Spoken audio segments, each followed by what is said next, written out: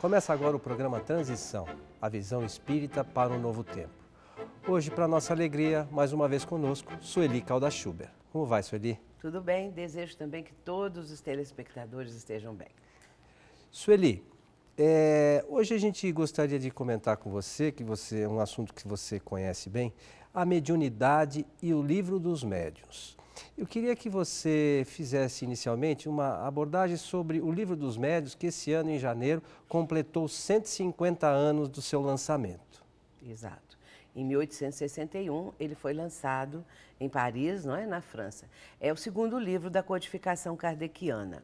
E Allan Kardec, quando escreveu o livro dos médiuns, ele o fez visando ajudar aqueles que, portadores da mediunidade, da faculdade mediúnica, não tinham ainda, até aquele momento, um roteiro, alguma coisa que pudesse expressar a importância da prática mediúnica e também como nortear esta prática, como realizá-la, a melhor forma, apresentando ainda os perigos, os cuidados que são necessários, porque os médiuns até então não tinham assim uma noção de como equilibrar essa faculdade.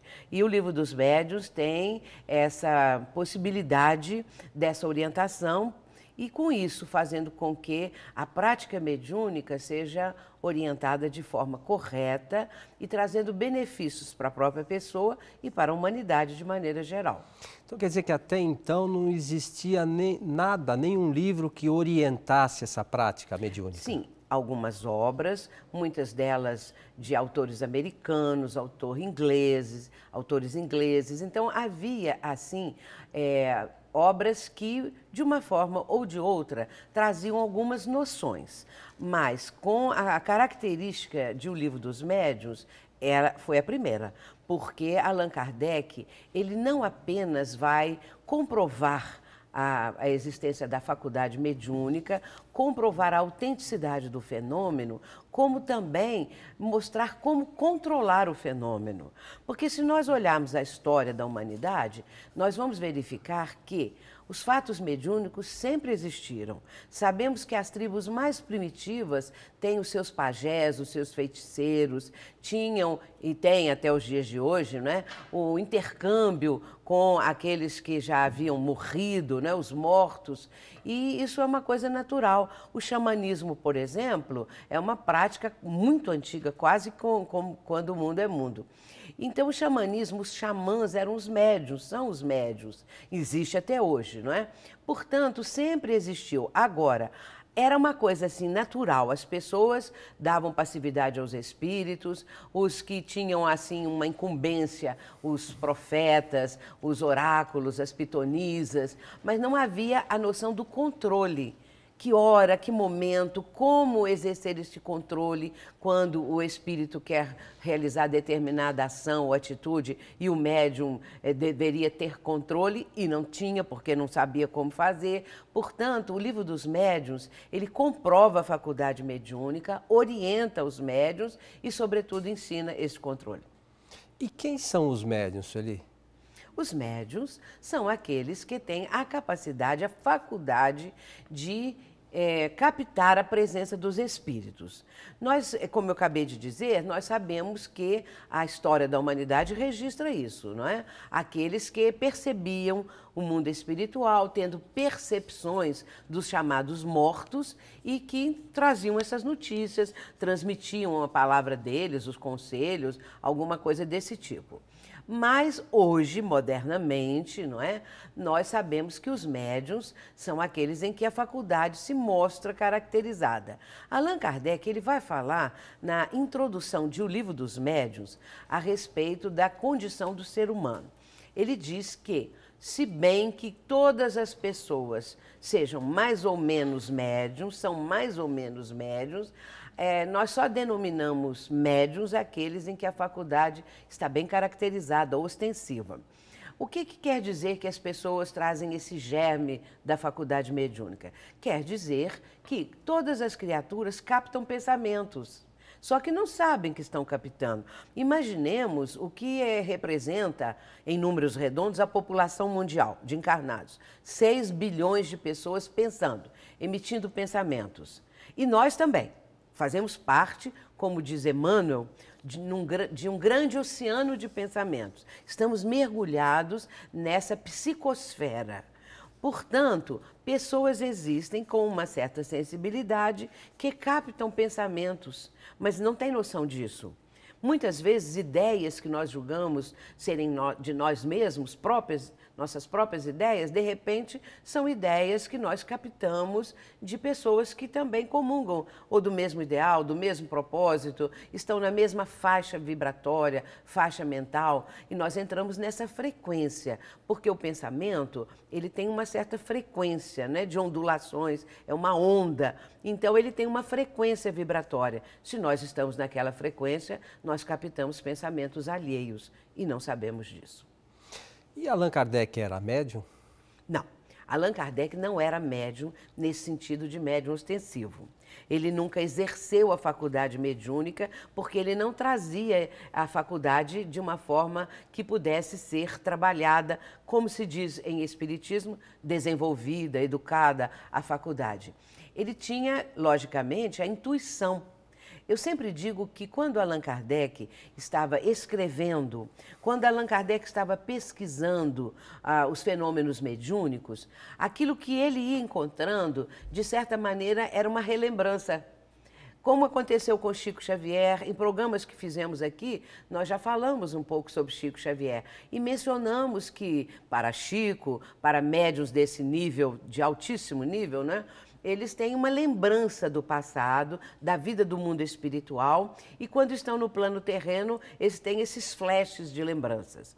E no caso de Allan Kardec, com tanta naturalidade, ele vai escrever sobre o assunto. E temos que considerar que ele teve muito pouco tempo.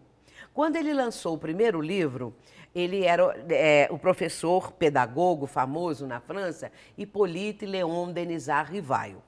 Quando ele vai lançar o Livro dos Espíritos, fruto da comunicação dos Espíritos e também dos comentários que ele faz, ali estão 1019 perguntas na edição definitiva, Allan Kardec, então, vai colocando aquelas ideias, ele vai comentando aquilo que os espíritos traziam, né, através dos médiuns, mas ele próprio não tinha a faculdade, não estava ali sendo um médium dos espíritos. Mas ele tinha conhecimento prévio, porque sendo missionário, ele estava bem capacitado para exercer isso. Muito bem, então em 1857 ele lança o Livro dos Espíritos.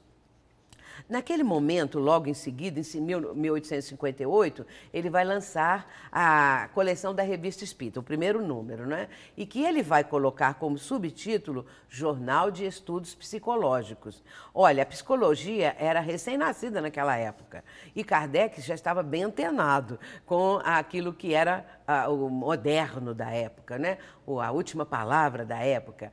Então, ele já tem essa visão. E depois ele vai, então, fundar também a Sociedade Parisiense de Estudos Espíritas. E em 1861 ele lança o Livro dos Médiuns. Imaginemos como foi pouco tempo para que ele pudesse, então, com aquele cabedal que existe aí de conhecimentos em O Livro dos Médiuns, tivesse tempo para aquilo tudo. Por isso é que eu digo que ele era tão capacitado que ele já trazia esses arquivos na sua memória, né, no seu acervo espiritual, e aí deu conta do trabalho. Dentro da mediunidade, existem algumas questões que algumas regiões, inclusive cristãs, abordam de maneira diferente a que os espíritas abordam. Então, na sua visão, existem pessoas possuídas por demônio? Allan Kardec aborda isso, viu? Nas suas obras. Em O Livro dos Médiuns, ele vai falar a respeito da possessão. Pessoas subjugadas por espíritos que têm propósitos maléficos, não é? Porque tanto existem os bons espíritos, como existem os inferiores, os maus, e existem os medianos, que estão mais ou menos aí no meio, não é?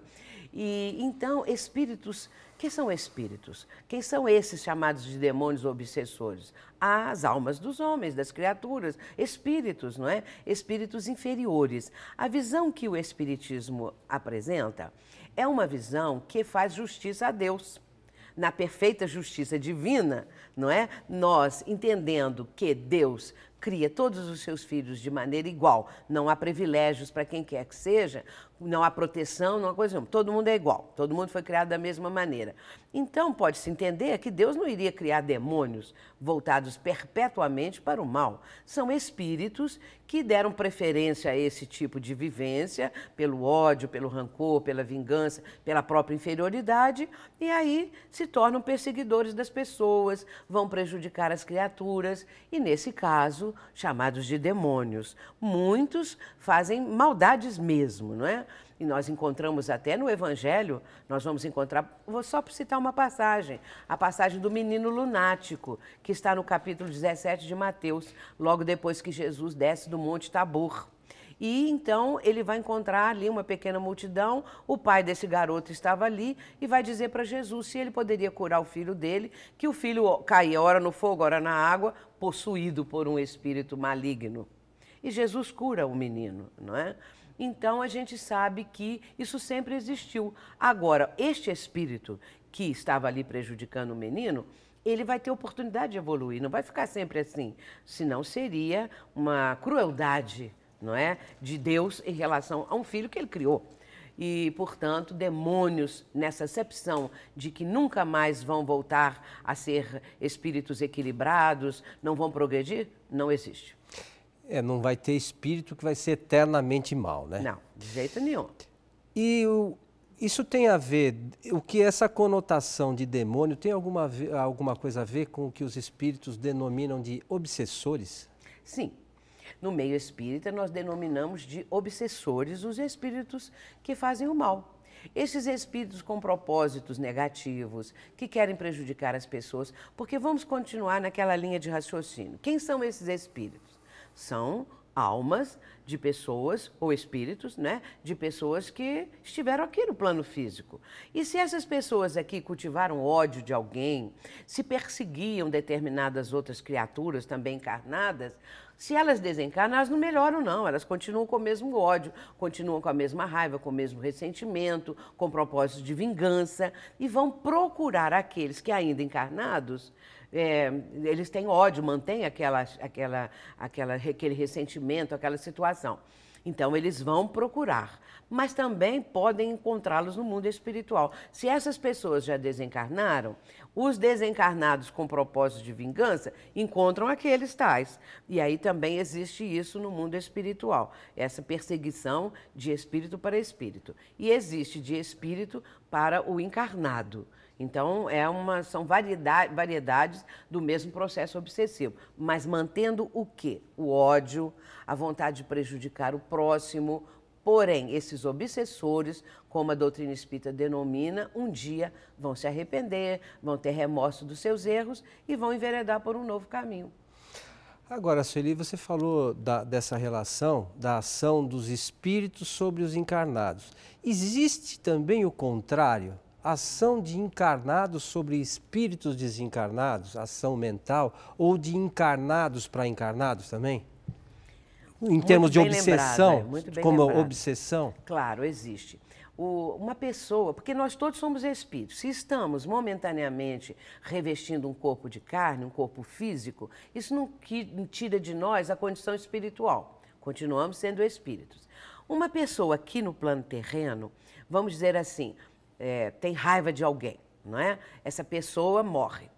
Então, aquele que ficou aqui no plano terreno pode mentalmente começar o tempo todo a endereçar para a tal criatura, agora espírito, pensamentos de ódio, de rancor, querendo muitas coisas erradas para ela, né? Muitas coisas que ela fosse cada vez mais infeliz. Então, pode atingir este espírito se ele não estiver numa posição espiritual melhor.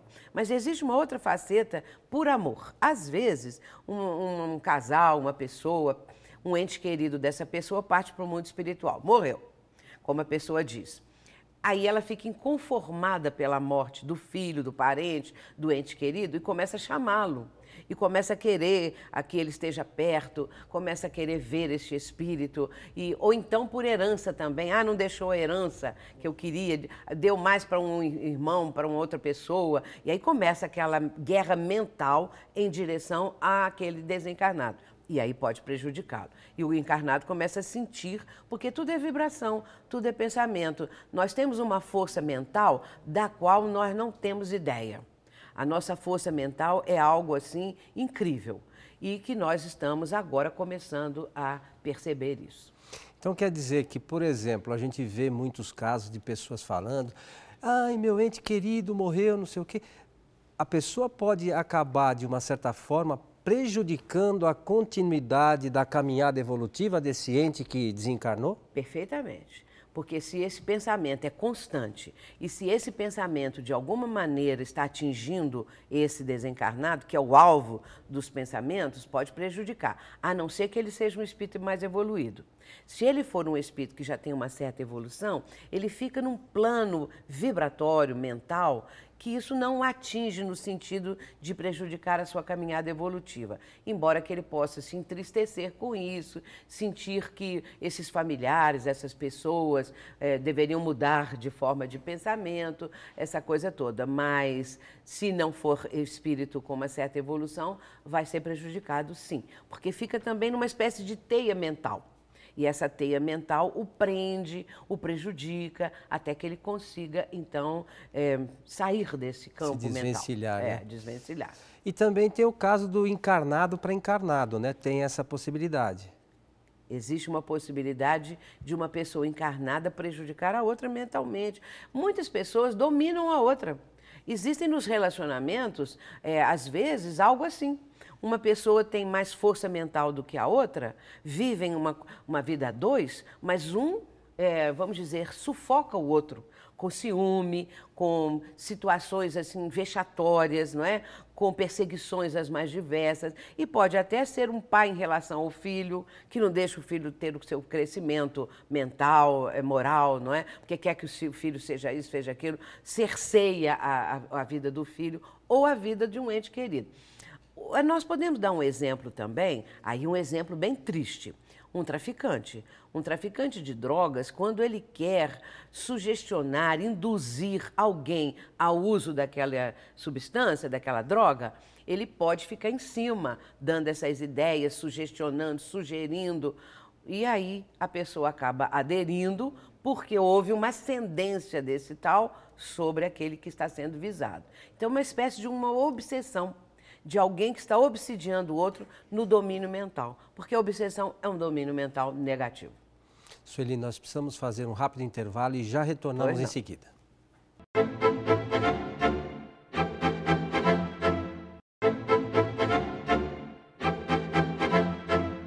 Estamos de volta com o programa Transição, hoje com Sueli Caldas-Schubert, abordando o tema mediunidade e o livro dos médiuns. Sueli, existe uma questão que muitas pessoas não entendem bem, né? Eu acho que seria interessante a gente esclarecer. No caso de possessão, né, que o livro dos médiuns aborda, o espírito que quer tomar posse, acaba tomando posse, vamos dizer assim, do corpo da pessoa? A própria palavra dá essa ideia, né? Possessão tomou posse. A pessoa está possuída, como se diz, né? Olha, às vezes há essa ideia que este espírito malévolo, esse espírito do mal, entra dentro do corpo da pessoa. Mas a pessoa é um espírito que é dona daquele corpo. Ela pode estar tão, assim, devendo tanto, porque às vezes há uma dívida do passado entre este que é o alvo dessa perseguição e aquele que está perseguindo. E com isso, o que acontece com este que deve? Ele fica vulnerável, ele não tem muito recurso de defesa pessoal porque não adquiriu ainda. E ele pode dar campo a que este espírito que quer dominá-lo, subjugá-lo, consiga isso, mas é uma possessão mental. E sendo uma possessão mental, ela passa a ser também física, porque dominando a mente, induz a criatura a proceder da forma que ele quer, o que está, ali no caso, assediando, o que está perseguindo. E por isso dá uma ideia, esse domínio acontece então muito próximo do espírito obsessor que está fazendo esta vingança e a vítima. Então ela não tem mais assim força de vontade e ela obedece ao comando do espírito, da ideia que o espírito dominou o seu corpo, não é? Então essa é a possessão dentro desse aspecto que o espiritismo explica. Kardec fala sobre a possessão com mais detalhes no livro A Gênese, no capítulo 14 do livro A Gênese, quando ele vai, então, detalhar essa questão da possessão. Mas ele também aborda em O Livro dos Médiuns. E você poderia, dentro dos seus estudos, dizer se esse tipo de ação dos espíritos é confundido, às vezes, por pessoas como depressão? Pode ser confundido com muitas coisas, né? Com enfermidades, inclusive. O espírito que domina dessa maneira, esses espíritos, nós temos que lembrar que eles são muito ardilosos, eles são inteligentes, nós não podemos subestimá-los. Então, esse domínio mental deles chega a um ponto de estar vampirizando as energias da pessoa, estar tirando, o aspecto que eu quero dizer é esse, ele está usufruindo daquelas energias da pessoa, sugando as energias, e a pessoa fica muito combalida, ou então pode ficar muito furiosa também, se for o caso do propósito do espírito. E pode ser, então, essa criatura passar por enfermidades diversas. E você citou a depressão. Pode acontecer. Não vamos dizer que os casos de depressão são casos de possessão. Lá um ou outro pode ser assim. Não é? O tratamento hoje da depressão é um tratamento já bastante avançado, não é? Dentro da medicina atual, existem muitos recursos para ajudar as pessoas, e especialmente o espiritismo, que apresenta recursos de ordem espiritual para ajudar pessoas com depressão e com qualquer enfermidade. Agora, é uma coisa engraçada que certas linhas de pensamento, conforme se expressam, parece que só existe espíritos ruins, né, à nossa volta. Mas existem também espíritos bons, Sueli? Bem lembrado, vamos falar das coisas boas, né? Não vamos ficar só falando desse lado negativo. Nós temos conosco, primeiramente, o anjo da guarda, como diz a própria Igreja Católica, outros ramos do cristianismo, que o Espiritismo reconhece. Nós temos o espírito protetor, chamado de anjo da guarda, anjo guardião, que nome tenha. Existe aquele espírito que, desde que a criatura reencarna, vai ajudá-la. Vai procurar de todas as formas trazer bons pensamentos para a pessoa, livrá-la de alguma coisa nesse campo mental. Não invade a criatura no seu livre-arbítrio. Não há nenhuma coisa assim de estar invadindo o livre-arbítrio da pessoa. A pessoa tem a sua escolha pessoal. Mas o espírito protetor, o anjo da guarda, vai dar ideias. Vai lançar ideias, é aquela voz da consciência que muitas vezes a pessoa sente, parece que tem alguém falando alguma coisa. Entre parênteses, não confundir com processos patológicos, né? Como existe, né? A esquizofrenia, por exemplo, fechando parênteses. São ideias que esses bons espíritos induzem, trazem para o seu protegido. E também ajudam, não é, nas enfermidades, protegendo em situações difíceis. Eles estão sempre amparando, cuidando de nós. Agora, nós devemos procurar sintonizar com eles, porque às vezes a pessoa fica tão voltada para as coisas negativas. Tem pessoas que acham assim, todo mundo tem inveja de mim. Ela pensa que ela é o centro do universo, que todo mundo pensa mal dela, ou que todo mundo está com inveja e ela está submetida àquela inveja geral, os vizinhos, os parentes, são os parentes, todo mundo. Mas não é assim. Então, nós temos que nos ligar a esse bom espírito. E, além desse, nós temos os familiares, aqueles que nos amaram quando aqui na Terra e que desencarnam. Eles continuam do lado de lá querendo o nosso bem, querendo proteger, querendo ajudar. Então, devemos orar. Aliás, é bom dizer que a defesa que o ser humano tem em relação a espíritos malfazejos, espíritos do mal, é a prece. Quando nós fazemos prece do fundo da alma, não é uma prece decorada, é uma prece que sai de dentro do nosso mundo íntimo, uma prece de socorro, um pedido de socorro. esses bons espíritos acodem, ajudam, protegem, amparam. Então temos que lembrar disso, não é? E quando nascemos, eles estão ali. E quando desencarnamos, eles também estão. Vamos fazer por onde sintonizarmos com eles. É mais ou menos como um desenho animado, às vezes, tem um espíritozinho que fala uma coisa boa e tem aquele do diabinho que fica falando aqui no ouvido. Mas a gente precisa saber para quem a gente dá ouvido, né, Sueli? Para quem a gente dá ouvido, para quem nós estamos dando assim, a receptividade. Vamos atender ao lado negativo ou ao lado positivo. Mas há uma coisa curiosa, não é, Coelho? É que as pessoas preferem muitas vezes o lado negativo. Infelizmente, né? Jesus denominou de porta larga da perdição.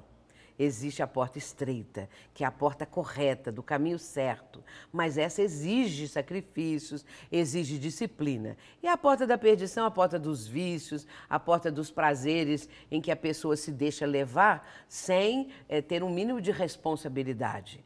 E aí, nesse caso, ela vai entrar em sintonia com espíritos assim.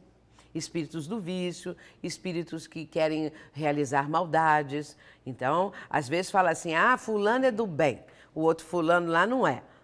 Às vezes acha assim, o bem é monótono. Dizem até numa brincadeira, né, assim, que o céu é monótono e que o inferno é que é animado. Então, a pessoa prefere o inferno, porque lá no inferno tem coisa para fazer e no céu não tem nada. Só que, na realidade, são cidades espirituais, é o mundo espiritual, afinal de contas, que é a grande descoberta desse milênio. Tá, e isso tudo está relacionado com as tentações, né, Sueli? Como é que a gente resiste a esse tipo de tentação, de intuição, muitas vezes? Tentação é tão assim, de caráter universal, que Jesus colocou na prece do Pai Nosso. Quando ele está pedindo, ensinando aos discípulos e a toda a humanidade como orar, Jesus vai dizer, naquele momento final da oração do Pai Nosso, não nos deixeis cair em tentações.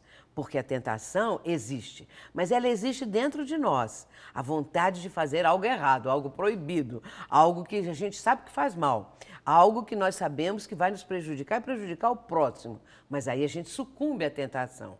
Como que nós vamos resistir à tentação? Olha a prece do Pai Nosso, pedindo ao Pai do Céu, a Deus, não nos deixeis cair em tentação.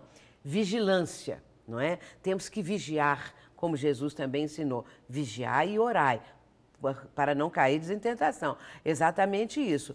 Todo ser humano tem tentação de alguma coisa. Nós trazemos isso do passado, trazemos isso conosco, não é?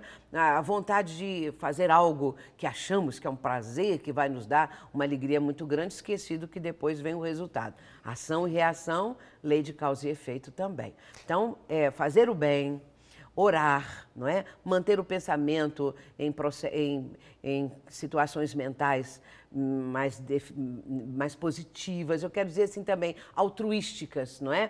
Propósitos altruísticos. Isso é muito bom, trabalhar pelo bem do próximo.